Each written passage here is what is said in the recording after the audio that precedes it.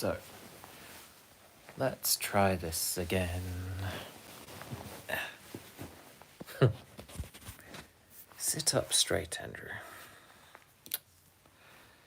Sit up straight, shoulders back. Be confident. Okay, so it's my last day in Germany with family. And I've realized something quite big. I have realized that I've put all my troubles behind me. Meaning my troubles with stuff that I was dealing with from the C word that I don't even want to talk about now.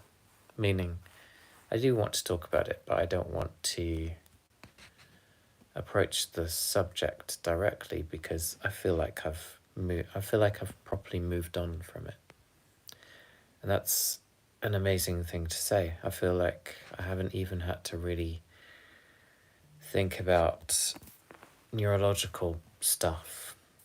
So it's been a huge breakthrough and a huge relief. And yeah, just I've realized more and more that I'm so much more than that. And there's this dilemma and this conflict because it's everything that I do in my professional life. And it's becoming less and less of a significant thing in my personal life. And I'm focusing more on my personal life because that's where I get happiness. I'm less... I place just as much importance but less emphasis on my professional life as being essential for my overall happiness and well-being. And so the conflict is that I receive crazy amounts of messages all the time asking me to help people. And I can't always do that. And it depletes me sometimes. And so it's a conflict, like I said, because I don't want to be depleted. I want to have this kind of energy that I've had on this trip to Germany and more broadly that I've had over the past couple of months, where I've had this real awakening, this real sense of who I am and where I'm going in my life outside of the C word and all of that stuff. And how that's becoming less and less significant, and connecting with family and doing all these things that I'd always wanted to do, all these goals and these things I'd like to achieve. And that goes beyond all that stuff. But I'm conflicted because I want to help people. But as I've said before, I think, this frizzy mess is just crazy. See, I can think about insignificant things like having frizzy hair on live streams. Then what's actually been taking up so much of my time for so long. And I'm so much more than what people see and what people actually watch these videos for and what people actually subscribe to this channel more. I'm more than that. And I want more people to see that. And I want to have real life experiences, and I want to enjoy connecting with others and I'll still do my research. I'll still talk at conferences, but I'm less likely to now do things like podcast interviews, where I feel like sometimes people are not completely honest with their intentions, or they try to take hold of a narrative that's different from what I want to project. Or they just won't understand about brain tumours, and then they try and talk about them, and I think, oh, that's not in the context that I would have wanted you to frame it. Because that's really important. And you'll find that now, for example, just in this kind of random talk, I'm taking my time to speak, but in this instance, I'm taking my time to speak because I really want to just think about the message. Usually, it's because my speech is compromised in some way, but actually, in this instance, it's because of that needing to think. And I feel really good. And I felt good this whole time, which feels kind of strange in a way. But I'm going to go to bed in a minute, because that's really important for my whole neurological health, mental health, whatever, overall well-being. And I'd like to try and talk about other stuff on this channel, but maybe that's for a different channel, because it sounds really not, I don't know what, it just sounds not disrespectful, but I feel like people don't necessarily care about actually me as a person in that way. It's more about this just getting information, which is cool, but I'm becoming less and less interested in that. I'm interested in terms of that it helps people, but I feel like there's so much information out there that I've already brought to light, and I've got my Substack, which I hope you can read if that's what you want to know about. But in terms of when people randomly email me and somehow they get my email, I don't know how, but people just share my personal email with lots of people, and I'm getting literally hundreds of emails a week, and it's pretty full on. Firstly, brain tumors are supposed to be super rare, which I don't really believe, but it's a strange thing when you receive so many messages and it's supposed to be such a rare thing. You know, it makes you think. Often these are indirect messages, so it's from family or friends, or it's it's the people who contact me constantly because I don't respond to them.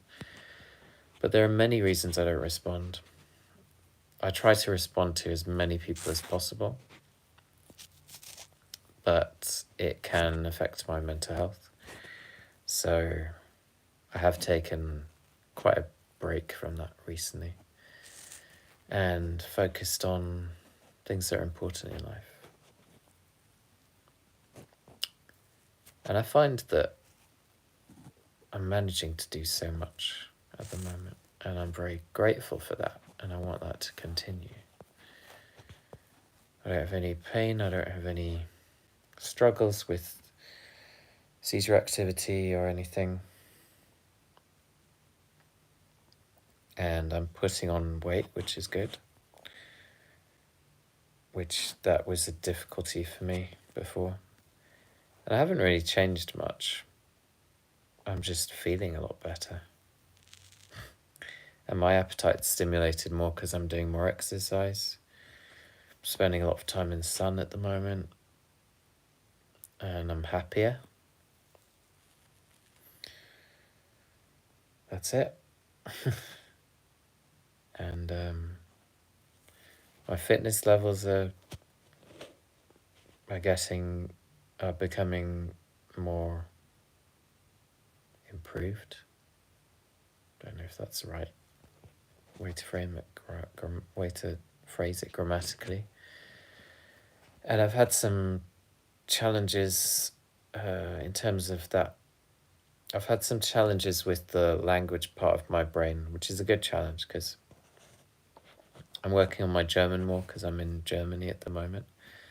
And when I have to speak German, it's a nice challenge for my brain. And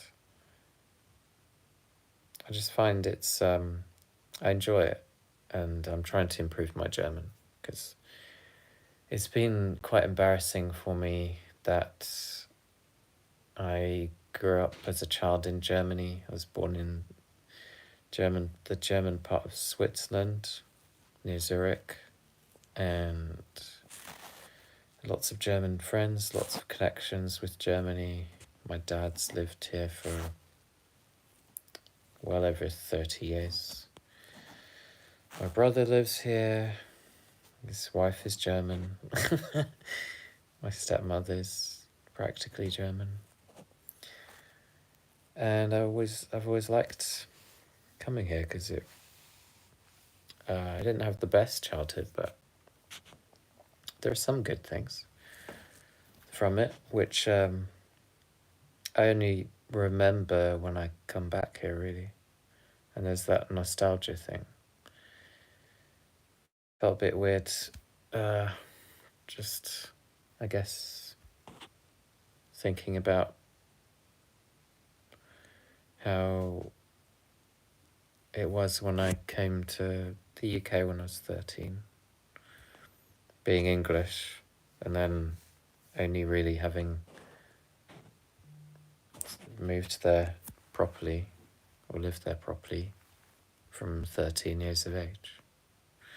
And then still having family in Germany. It was a bit strange.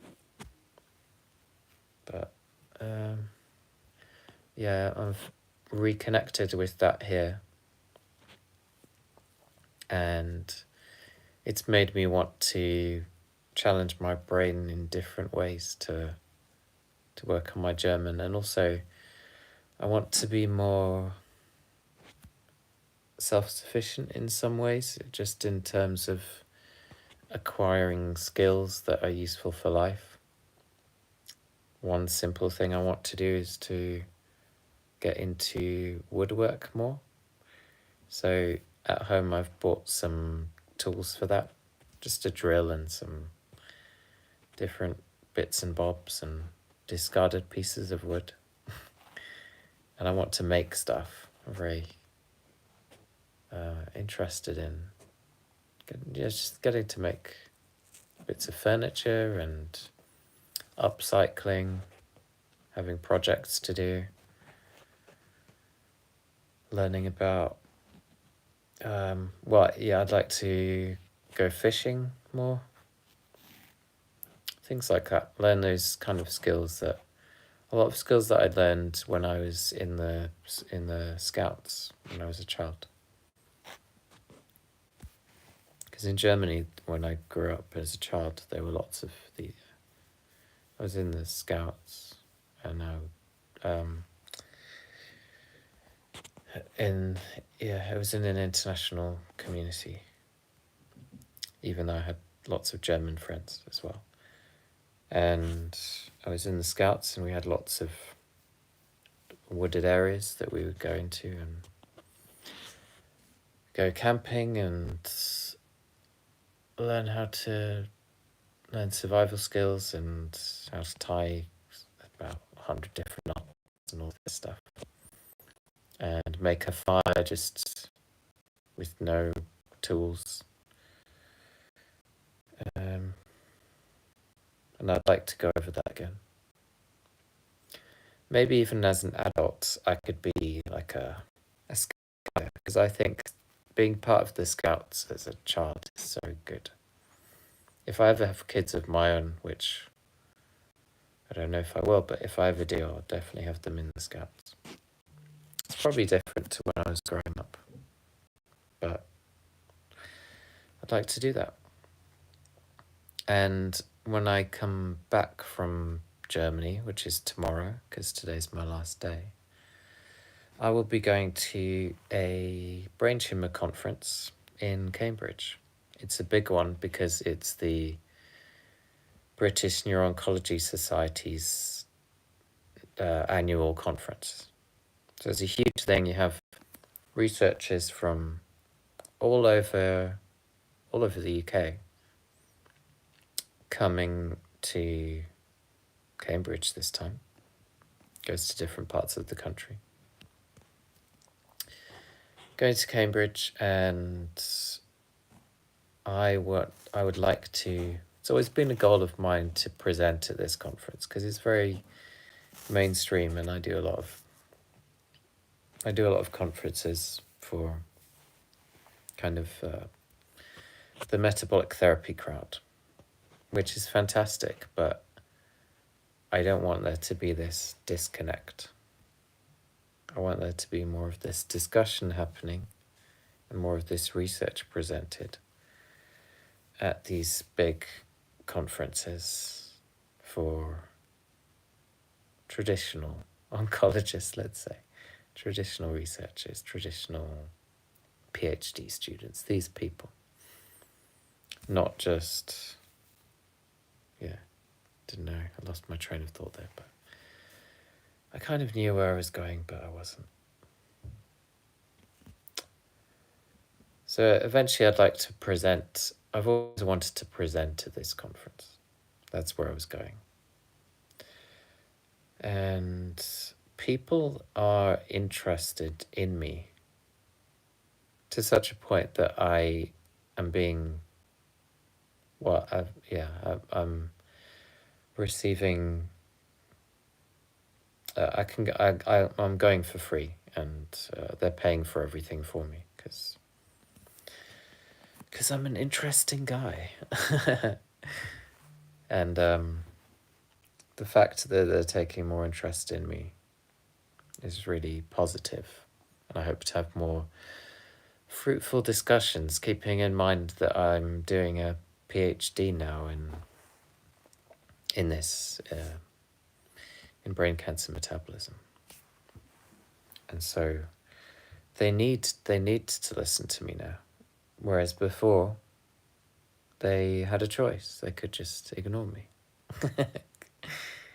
And I don't think it's through any fault of their own. It's just when you're just a story, albeit a compelling story, it's not as interesting as if you're, to them, as if you're also doing a PhD. And suddenly you're one of them.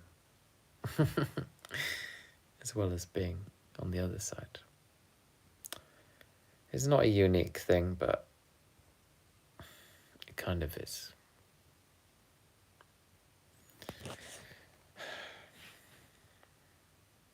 And my hope is that I can do less of the stuff I don't want to do as an introvert, a shy introvert who doesn't like all this attention.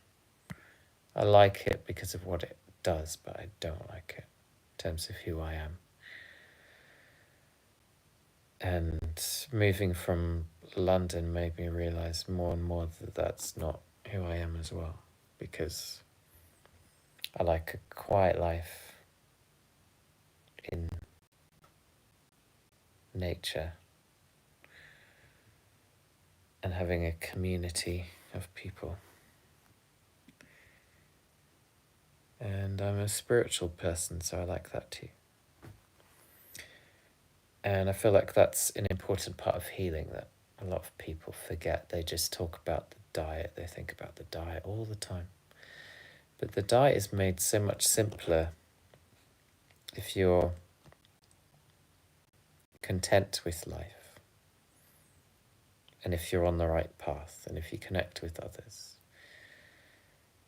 And there's all these studies on the blue zones, and centenarians were a huge factor in that, of their health and well-being well into old age, is their sense of community and how they spend time with the community. Obviously, the sunshine helps, because usually often they're places that get lots of sun. And they're very active, typically. Even this low-level activity, it's this constant low-level activity, interspersed with some type of manual labour. Not always structured exercise, it's just incidental exercise. And I find that I tend to do a lot of incidental exercise, just without thinking about it. That's how it's defined, but I've become more aware of that, where I think often when I've had success with more structured exercise, I've forgotten that I'm actually doing very active every day throughout the day, and I forget that that is a type of exercise. And that's been helping me to improve in the gym, and also when I do more formal running. And this is just natural. We didn't have to think about this before. Annoyingly, my bike got stolen recently, even though it had 3 heavy-duty locks on. But it made me realise what's important and what's not. And even though it's really, really annoying, because it's what I used to get around, it always makes me think, what can I do better? What lesson can I learn from this? I do feel like there are two types of people with that. Just I've always seen failure as a chance to learn. And it doesn't annoy me in the same way other things annoy me when things go wrong. I think that's a big part of my personality. And I know other people who just let the stupidest things get to them. It's just a moment in time and it'll get better. It's partly why I like to journal.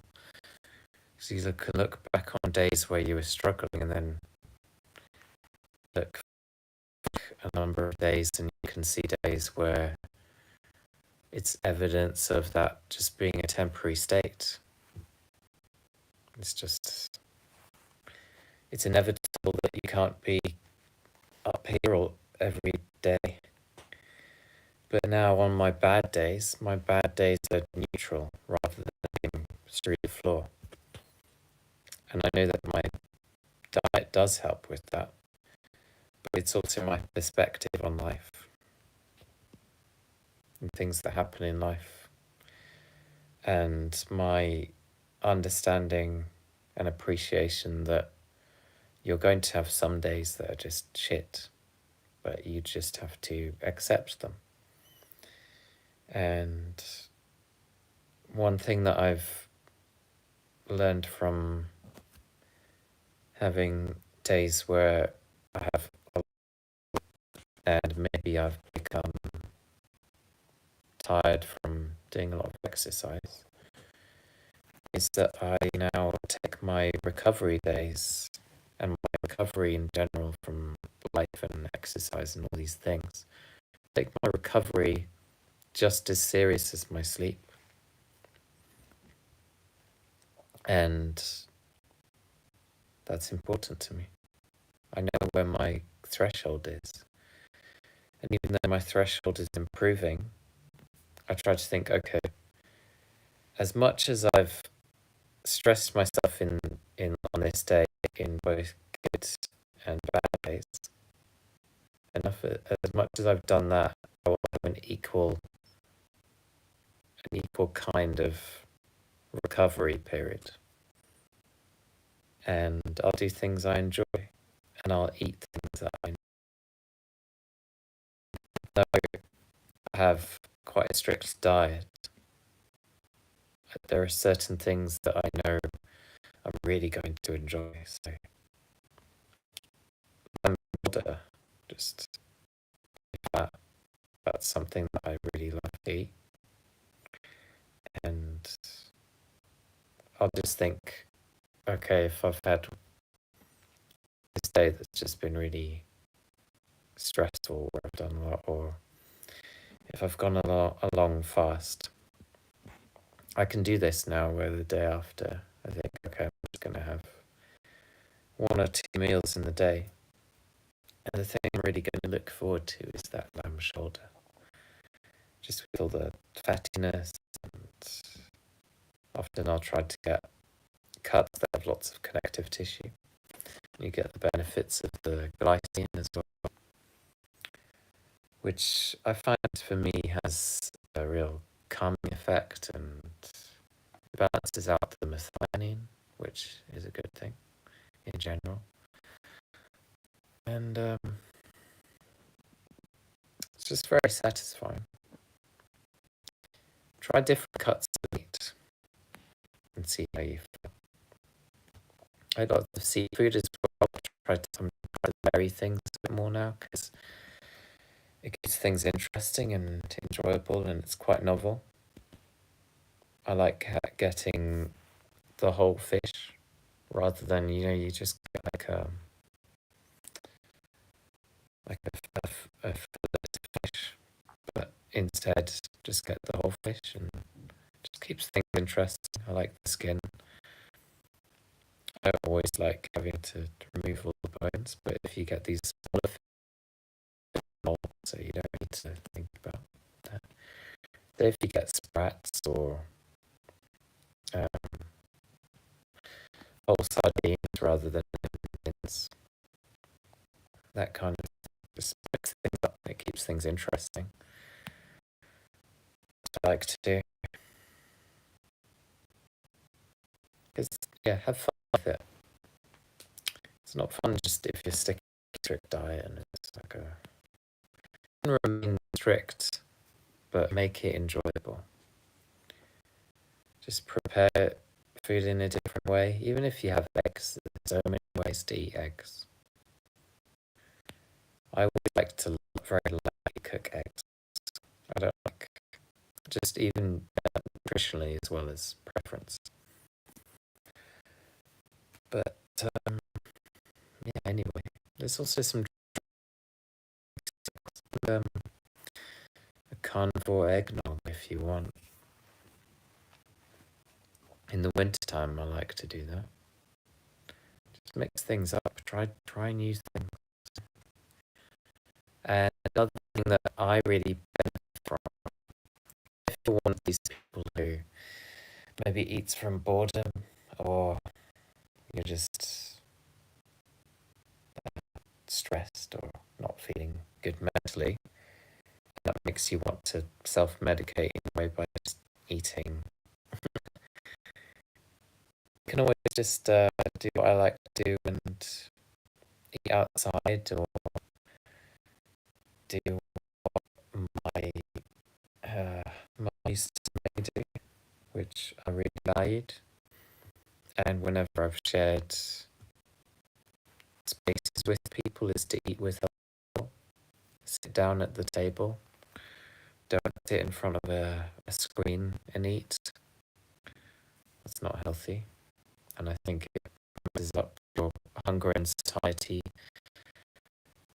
There's hunger and satiety hormones if you're still blue light. I think if you're outside, having that natural blue light, it's different. And if you're out grounding or just immersed in nature, you're more mindful of, or at least I'm more mindful of what I'm eating. I like to eat when I'm out and about rather than inside.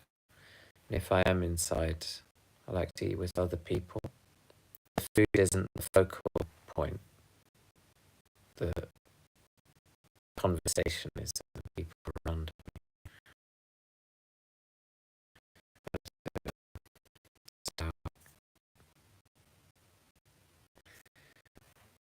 Because I do actually have a degree of disordered a completely different thing now, in that it's not an issue for me anymore. And so, yeah, I don't really have anything else to say. Just I'm really looking forward to this brain tumor conference and sharing what I want to do with them. I had a comment come up, but I don't know how to read it on here.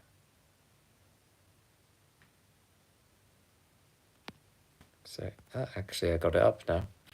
I can see comment now. Sleep patterns. So, it's gone again. Okay. Well, do changes dramatically. Why?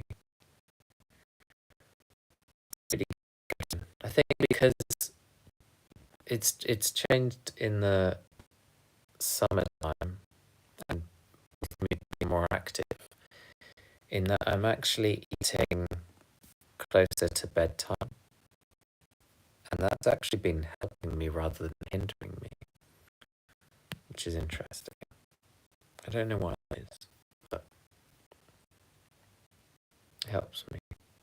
And I still have these high tones in the morning, so I say high. At the moment, it's just usually about 1.2, which for most people is high-ish for that time of day. Because if you think about it, when you wake up, it's that hormone cortisol that wakes you up. You want cortisol to release at the right time, so that's the right time.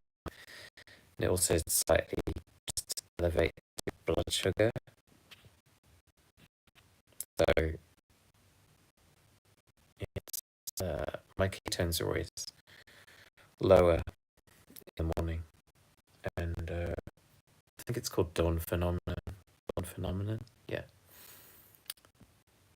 And so, yeah, you get that slight elevation.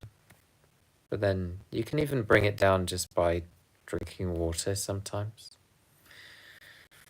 which is, yeah, or doing some breathing exercises. There was one time where my glucose was elevated, actually, because I was stressed. It wasn't actually to do with any food I was eating. And I just did some breathing exercises, and my glucose just shot right down, which was really interesting. You can just do breathing exercises and bring it down. It's possible, in that more calm state. But here it's an hour later than it would be in the UK, but I still feel like I'm on UK time.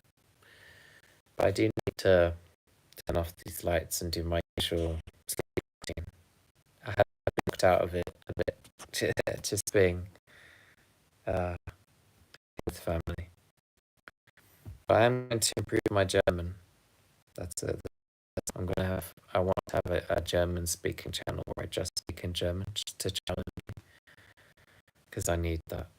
I can't do Duolingo or any of this stuff. It doesn't work for me. To say I'm amazing, actually. So in regards to sleep, the main thing that changes it is the main thing that's important for me is to eat at the same times and to not disrupt the routine too much. Because if I keep eating at different times, then that can mess up my sleep routine and my sleep. But as I've been away in Germany, it's kind of gone out the window a bit. But it's really good, and I'm waking up early and doing exercise every day. So I still feel good, but even though I'm getting less sleep than I usually would. So I'm still waking up at the same time as I would, which is about 5 a.m. But I'm going to sleep at different times, which is interesting. And I still feel fully rested, so there's something going on there, which is good. I don't necessarily need to go to sleep at the same time. And I feel energized just through life, good things in life. Reconnecting with family, all of that stuff. I don't want to say too much about that. It's good now. It's much better than it was. And so, what else can I say? It's important. I have been looking at, on my Substack, I have been looking at this score that you can make benefit of that allows you to determine what agents get across the blood-brain barrier more effectively. And it's a bit tricky to work out how this score works, but it can be useful. Although in some ways it's not so useful because there are certain agents, natural and otherwise, that have indirect effects, that get indirect ways of affecting the brain through other organs. These systems don't work in isolation. Sometimes we get obsessed with what crosses the blood-brain barrier and what doesn't. If we need to immediately have a remedy, then yeah, we do need to know that, but not always.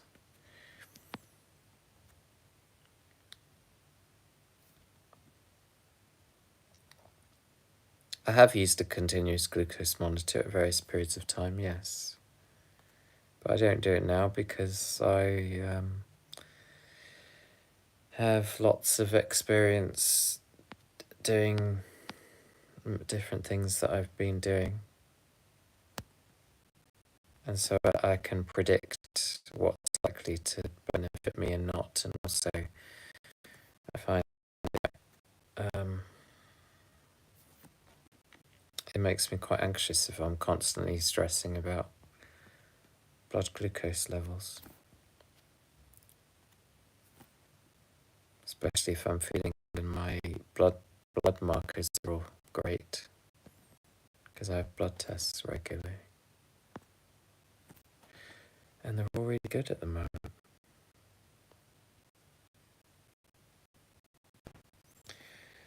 But yes, the whole thing with stress is absolutely massive.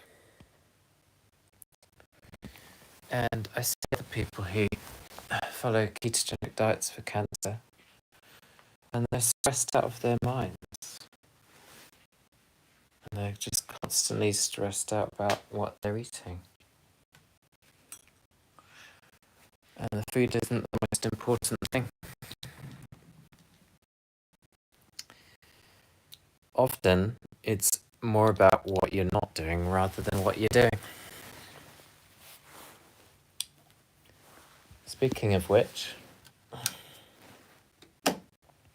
this is much better, because I need to go to sleep in half an hour. And so, as part of my sleep routine that I need to follow, it's that time where I need to get rid of as much light as possible, get the blue light blockers on. You can see I don't take myself too seriously now either, because one of my issues was I took myself too seriously, and it's not helpful. And now things are so much more effortless, or seemingly effortless. It's an effort where I'm enjoying challenges. Set yourself challenges and enjoy. Every time you have these kind of obstacles to overcome. Split it up into short-term goals, things that you want to achieve. Even with fasting, if you see it as a challenge, it's more fun. And if you do it in groups of people. I've got friends with brain tumours who we set challenges for ourselves with fasting, and it's a group effort and it's fun. We have fun with it. You can get a lot done as well. Just being more productive. But when I fast, I set activities for myself and I have other goals, things I'd like to achieve. And I focus more on those goals. And I also make sure to have things to look forward to in terms of that kind of keeping my mouth active, actually.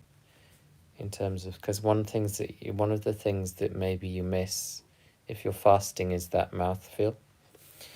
So if I'm on a fast, sometimes I'll just have different types of salt, and I'll kind of I don't know if it's necessarily a good thing to do, but I like to just crunch on it and have it in my mouth for a while.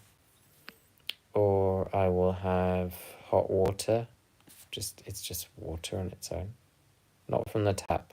Don't do that. But it's just bottled water that I have hot. Maybe I'll add some salts to it.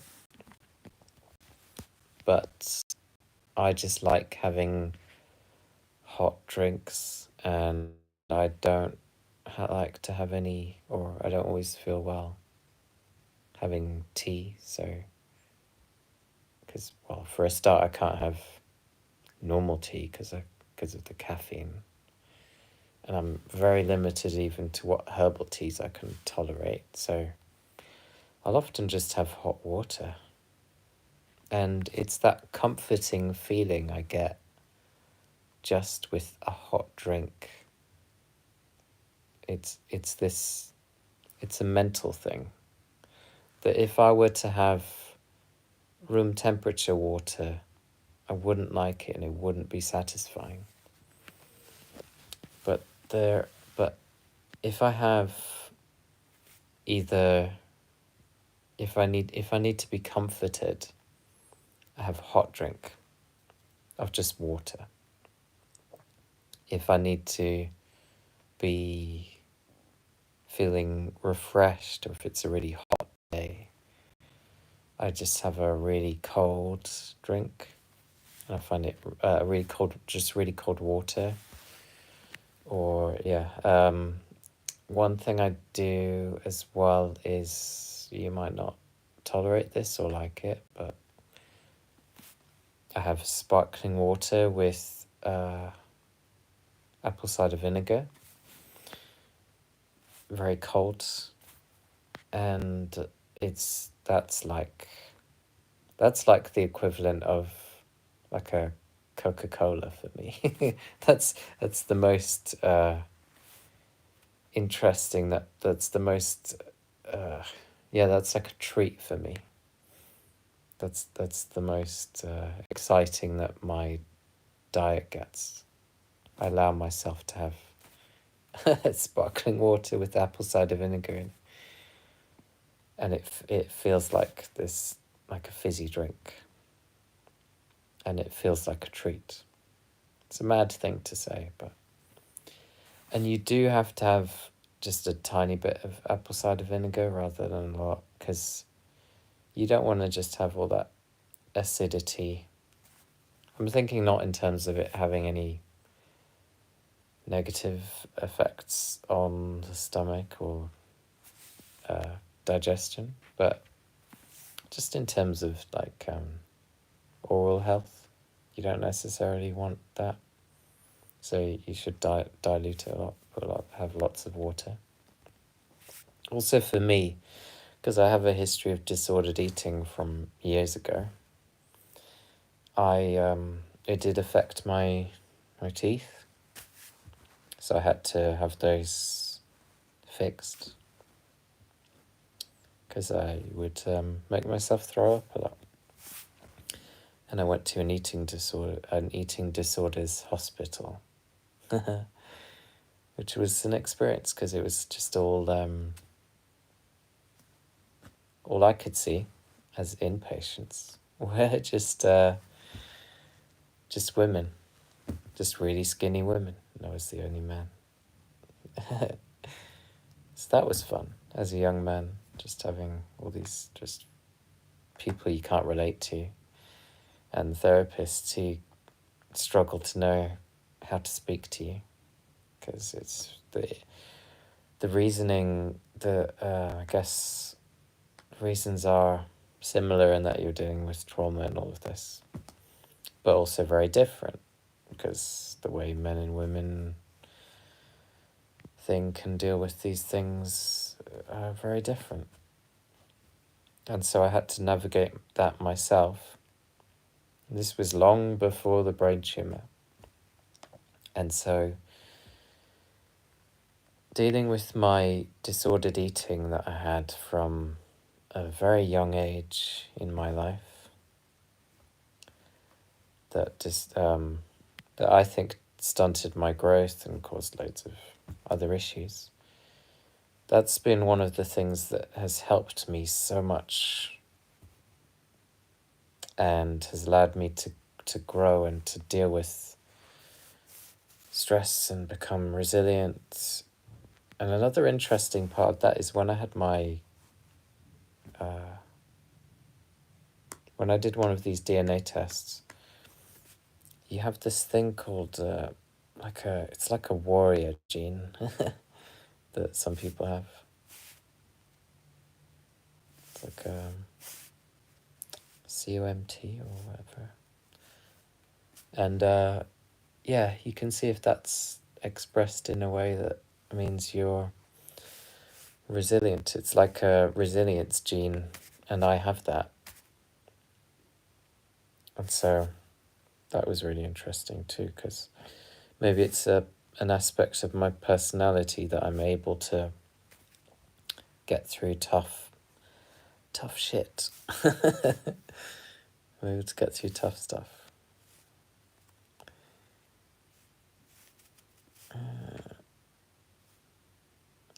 Another, with the sparkling water and apple cider vinegar thing, another thing that I used to do with that in the early days when I was calorie restricting and fasting and all of this, is I would add unflavoured exogenous ketones to it. So because I don't react well to sweeteners, especially actually, I don't react well to exogenous ketones with sweeteners. That mix just messes me up even more. But the exogenous ketones, the unflavoured exogenous ketones, I do really well with. So at that time it was playing around with, how can I make this more interesting? And so I'd added the apple cider vinegar and the sparkling water to exogenous ketones. Made a drink like that. And I would do that when I was fasting. And I'd find it really useful. Allowed me to fast for a long time. Because you can have apple cider vinegar on a fast, it's fine. I have tried allulose. I do actually tolerate allulose better than other sweeteners, which is really interesting. But I don't have it often. So once in a blue moon. But yeah, surprisingly, I do really well with it. And it's difficult to get in the UK, so you have to find a source where you can get it from. But it's a very interesting, it has very interesting properties and very interesting papers about it now. It's like this emerging sweetener that people are using as part of a therapeutic metabolic approach. I'm not quite sure what to think about it. because it's so new. And that's one of the reasons why it doesn't have approval yet in the UK, because it's fairly new. They term it as a novel food item. So it just needs more investigation, I suppose. But yeah, what I have seen is very interesting. But I'd like to know more. And I think if you use anything too much, it's not good. Yeah, it's a rare sugar. I can't remember where it comes from. There is one that comes from things like kiwis. A sugar that can be found in kiwis and that kind of thing. Interestingly, recently I experimented eating the skins of kiwis, which just, having not eaten anything like that in about, 13 years? Suddenly having it, but not having the kind of fleshy bit, but just the skins. Firstly, I tolerated it, didn't have any seizures or neurological issues. And secondly, I actually felt really good from it. So, and thirdly, because there's a third part of this, it didn't affect my blood sugar in a appreciable way, in a negative way, and it didn't lower my blood ketones. So for me, strangely, kiwi skin is fine. And one of the reasons I thought, oh, I'll try this is because firstly, my tolerance has improved to everything. And secondly, I thought, well, people have been saying there's benefits to kiwi skin. I don't know what that means, but I thought, well, see how I feel. So there's all this talk about prebiotic benefits of different things. And it's probably all about context, so it's very difficult to determine what's what in that respect. What's actually useful for the gut and what isn't. But I found I digested it really well. And I enjoyed it. And yeah, just enjoyed it, so I'm going to keep doing it. Because it's just make things interesting, and if it's not harming me, why not? Even though it's not carnivore.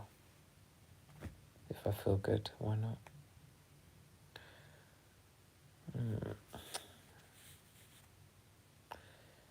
Interesting about the allulose.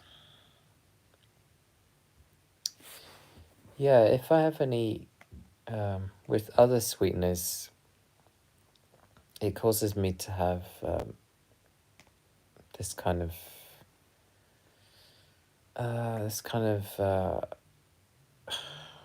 neuropathy. And I think, oh, that can't be good. Get tingly lips. The right side of my face goes a bit funny. So, something going on there. But allulose doesn't do that for me. I don't know why. Anyway, I've gone on for too long. I need to get to sleep. Thank you for watching. Thank you for commenting. I'm kind of rambling, but I'm in a good place at the moment. And when I start doing my woodwork, creating stuff, I was thinking about even getting a musical instrument, doing other stuff. I have a dog that I see every Thursday, like a therapy dog. That's been fun. But doing these other things I want to share because I feel like it's important for health. It's important for health to not just be focused always on this stuff. Because the C word in general, if you're focused on that, if you have it, or if you're affected by it in any way, don't let it consume you. Enjoy life, and then that stuff becomes so much easier. Have other passions, immerse yourself in them, distract yourself, because if you are following any kind of strict diet, you have to think, this is for nourishment, this is for my health. But health is more broad than that. And when you focus on these other things, those things become so much easier. And when you do it, make it social, make it fun. Don't eat in front of a screen. Maybe go out in nature if you can, if you don't have people around to eat with. Be mindful. And smile. Put on some music that you like. One of the best ways I find is, if I'm not feeling good, it's not actually to distract myself by trying to play happy music. It's thinking about where those emotions are coming from and actually listening to really sad music and really feeling it. Sometimes you have to go through those feelings, but not in a way where you're going through it with a negative behavior like stuffing your face. Often if you're feeling this way and you're inside, do some exercise. Even if maybe you're sore from the gym, have some kind of, if you're on a recovery day, you can have active recovery where you're doing mobility exercises or breathing exercises. Or go for a walk, even if it's just a walk around the block. No matter what the weather is, tell yourself, okay, I don't want to do this, but I'll at least go for a very little walk and then see how I feel. If I feel the same, maybe I'll listen to some music, or I'll call someone that I care about and talk about it. Or talk about something else. Just talking to someone really helps. Even if you're an introvert, make yourself do it. Or make yourself, or just look out a window if you've got a nice view. Do these things and it makes things so much nicer. Or do a random live like this on YouTube.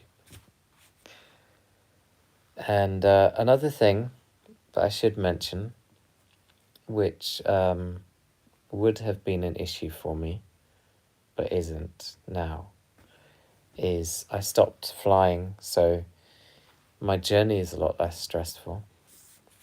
I'm going by train back to the UK, and just looking out the window, walking up and down the carriage, spending time in the buffet carriage, because that's just a nice place to be able to stand and enjoy the journey rather than sit down. Trains are just so... trains through Europe especially, I think. Just very, for me, meditative, and I enjoy it. A plane, I don't enjoy it all. I find it very stressful, so no more flying for me if I can avoid it. And from this very positive experience I've had going on the train to get here, I'm going to make it a routine, and I'm going to do it more often, because